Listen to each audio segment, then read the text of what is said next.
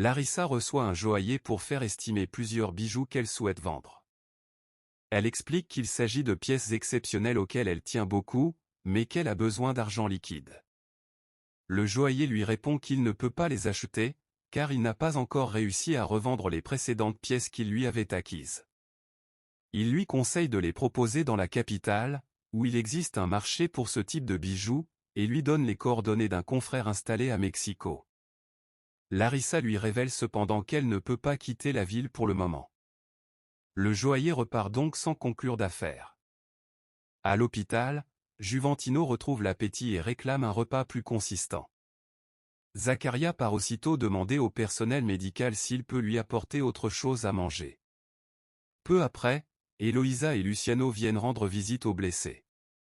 Eloïsa présente ses excuses pour les décisions prises par Inigo et assure qu'elle lui a ordonné de respecter ses responsabilités ainsi que les employés. Elle promet que leur sécurité sera garantie et précise que cette protection concerne tous les travailleurs. Zaccaria revient ensuite avec de la nourriture pour son père, et le personnel médical confirme que le retour de son appétit est un bon signe.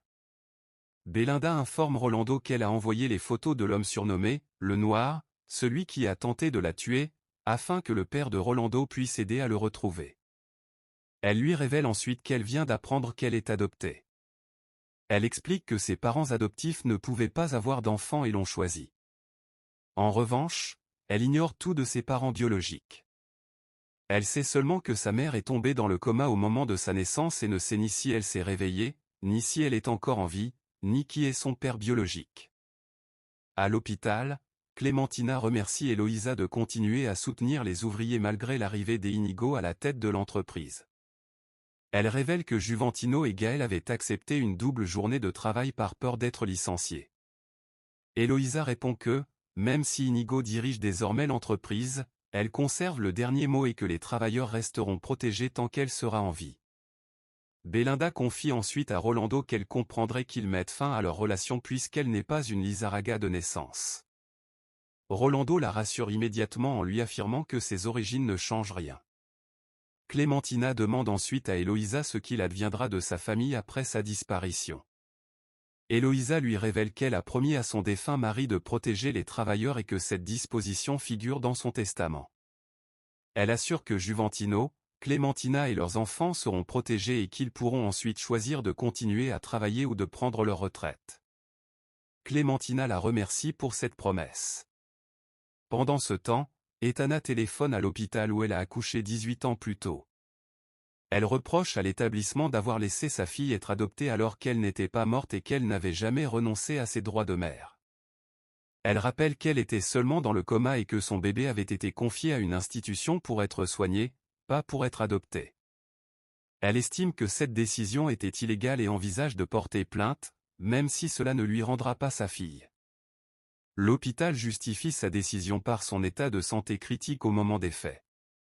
Myriam regrette de ne pas être arrivée à temps pour empêcher cette adoption. Chez Myriam, Etana refuse de manger, expliquant qu'elle ne pense qu'à sa fille disparue et à la possibilité que Zaccaria soit son père, même si le père pourrait aussi être l'un des hommes décédés de la famille Lizarraga. Myriam lui répond que, si Zaccaria est bien le père, il devrait être informé et pourrait l'aider dans les recherches. Malgré les difficultés, Etana garde espoir. Elle pense que sa fille sait peut-être qu'elle est adoptée et qu'elle la recherche également grâce aux émissions spécialisées, comme Belinda. Elle décide donc de s'inscrire à tous les programmes de recherche existants. Même si Belinda n'a pas encore retrouvé sa famille biologique, Etana affirme que savoir sa fille vivante lui a déjà redonné espoir. Etana discute avec sa mère. Elle déclare qu'elle fera tout pour retrouver sa fille et annonce son intention de commander des kits ADN. Sa mère lui conseille d'attendre les kits déjà payés. Etana refuse et veut agir vite. Elle explique que son avenir dépend de Luciano. Sa mère lui demande d'être patiente. Etana répond que la patience n'est pas son fort et qu'elle va suivre les démarches de Belinda pour retrouver sa fille. Sa mère dit que son instinct maternel l'a rapprochée de Belinda. En parallèle, Belinda en profite pour fouiller dans les affaires de Larissa. Elle a juste trouvé un tiroir ferme à clé, et discute par message avec Rolando. Il lui dit qu'il vaut mieux amener un serrurier quand personne n'est à la maison pour s'épayer ce qu'il y a à l'intérieur. Ximena parle avec sa marraine. Celle-ci se réjouit que Jimena n'aille pas à la clinique de San Benito chercher la famille Castillo. Elle ajoute que Jimena a raison de prendre ses distances pour oublier Zacharia. Ximena confirme vouloir s'intéresser à quelqu'un d'autre. La marraine lui demande de ne pas s'intéresser à Monsieur Matteo car il est son patron et qu'elle ne doit pas confondre gratitude et sentiment. Ximena confirme avoir compris. Ensuite, Belinda explique au téléphone à son père qu'elle va étudier et commander à manger. Son père l'informe que Gaël et Juventino ont eu un accident et sont à la clinique. Il précise que Juventino est blessé, mais sans gravité. Belinda veut les rejoindre. Luciano lui ordonne de rester là où elle est et qu'il lui envoie un taxi. Elle accepte. Luciano annonce à sa fille avoir récupéré l'argent pour une école de Londres. Belinda propose de lui donner pour l'aider financièrement. Il refuse, expliquant que l'argent lui appartient et qu'elle doit l'épargner, reconnaissant que c'est de sa faute si elle n'a pas pu voyager. Bruno discute avec des ouvriers. Un ouvrier dit que la mère de Bruno les écoutera et empêchera les abus. Les ouvriers souhaitent que Luciano reprenne la direction du ranch, le considérant comme un bon patron. Bruno explique que seule sa mère peut décider. Les ouvriers lui demandent de transmettre leur requête. Bruno accepte. Il leur montre ensuite une photo. Un ouvrier reconnaît la personne sans connaître son adresse. Bruno demande de chercher cette adresse pour s'excuser auprès de lui d'une absence. En arrivant à Matlan, Belinda sort du taxi, mais à ce moment le noir la repère dans la rue et décide de la suivre. À la clinique, une Eloïsa donne une journée de repos à Gaël. Le père de la troisième scène retrouve sa fille et lui reproche d'être venu. Elle justifie sa présence par son inquiétude pour Gaël et Juventino. Belinda arrive et demande à un homme blessé s'il va bien.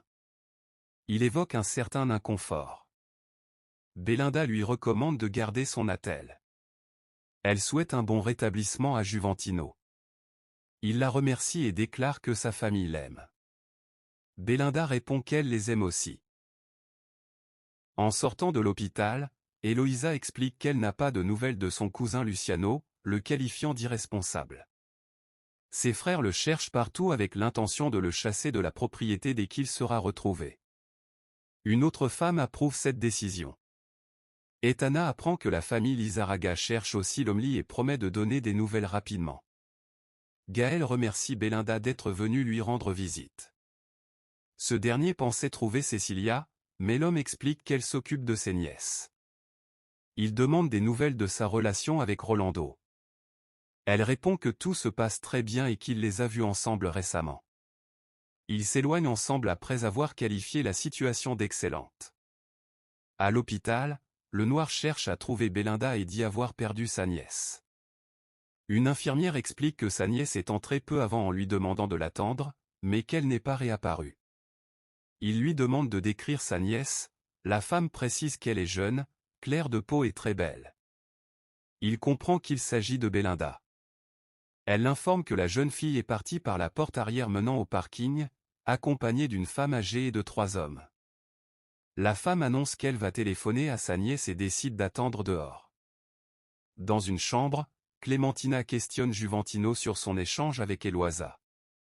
Juventino explique que Eloisa a promis de protéger leur famille, même après sa mort, conformément aux volontés de Ricardo inscrites dans son testament. Clémentina déclare qu'elle trouve cela suspect car elle juge que Eloisa n'est pas généreuse. Juventino estime que seule la protection compte, mais Clémentina maintient qu'il y a une anomalie à découvrir. Elle insiste pour que Juventino mange ses légumes afin de reprendre des forces. En cuisine, Ximena prépare un repas. Sa marraine goûte le plat et la félicite. Ximena exprime ses regrets de cuisiner sans avoir de mari. La marraine lui assure qu'elle en trouvera un, mais Jimena affirme craindre de finir célibataire. La marraine explique avoir choisi le célibat pour rester indépendante, alors que Ximena croit trop en l'amour. Ximena déclare que les hommes manquent d'engagement, parlant d'une malédiction. La marraine lui conseille de se consacrer à ses études en ligne. Ximena répond qu'elle n'y arrive pas. Devant la hacienda, Eloisa et Luciano s'approchent d'une voiture de police. Eloisa demande s'il y a un problème et se présente comme la propriétaire. Le policier se présente comme le détective Suarez. Il montre une pièce d'identité et demande s'ils reconnaissent la personne. Il confirme qu'il s'agit de leur cousin Luciano Lomeli, recherché depuis la veille. Le détective Suarez leur annonce que Luciano Lomeli est mort. Le père de Romando interroge son fils sur les nouveautés.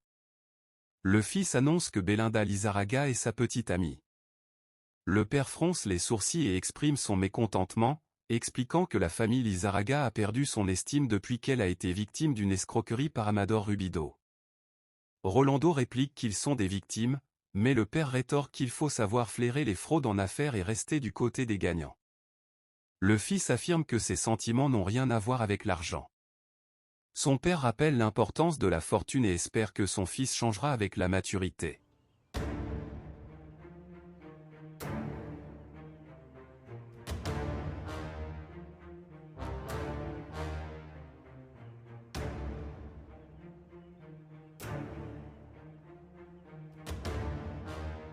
Devant la hacienda, Eloisa interroge le détective Suarez sur la mort de son neveu Luciano Lomeli. Le policier explique que l'homme a été renversé hier matin par un camion alors qu'il tentait de traverser la route, et que son identité a été confirmée après le signalement de sa disparition. Eloisa estime que bien qu'il ne fût pas son favori, il ne méritait pas cette fin. Le détective demande qu'un proche vienne identifier le corps à la morgue avant de se retirer. Luciano présente ses condoléances à Eloisa, qui l'invite à entrer tandis qu'il s'engage à prévenir ses frères. Rolando informe son père qu'un individu surnommé El Negro a importuné Belinda à la taverne de San Benito et réclame l'ouverture d'une enquête. Le père répond qu'il refuse la présence de personnes indésirables dans sa ville et promet de s'en charger dès le lendemain. Pendant ce temps, Clementina s'assied avec Juventino. Ce dernier lui demande de lui raconter son arrivée à la hacienda en précisant qu'il manque de mémoire. Elle explique qu'elle vivait chez sa tante Panchita, qu'il a traitée comme une intruse, lorsqu'un contremaître est venu l'embaucher sur la base de recommandations dont elle ignore l'origine, ce qui l'a poussé à accepter immédiatement. Chez les Lizarraga, Eloisa demande un verre d'eau en expliquant avoir la bouche sèche à cause du choc.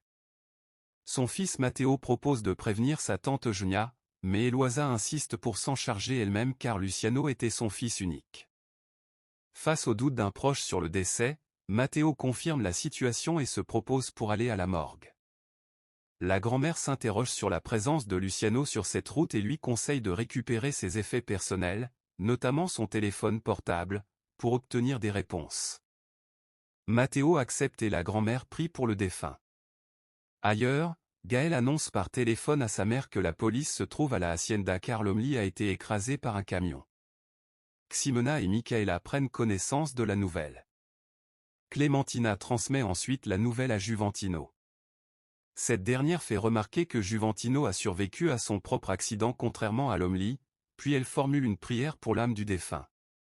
De retour chez les Lizarraga, Matteo conseille à Eloisa de s'allonger et décide d'envoyer un message au médecin. Matteo s'apprête à partir pour la morgue et prévoit de demander à Michaela de ranger les affaires de son cousin. Eloisa avoue sa réticence à annoncer cette nouvelle et demande qu'on lui compose le numéro. Ximena entre pour présenter ses condoléances à Matteo et se jeter dans ses bras, mais Matteo l'éloigne et évoque brièvement quelques souvenirs partagés avec son cousin. Enfin, Etana récupère son téléphone portable oublié et répond à un appel de Zaccaria en activant le haut-parleur pour sa mère.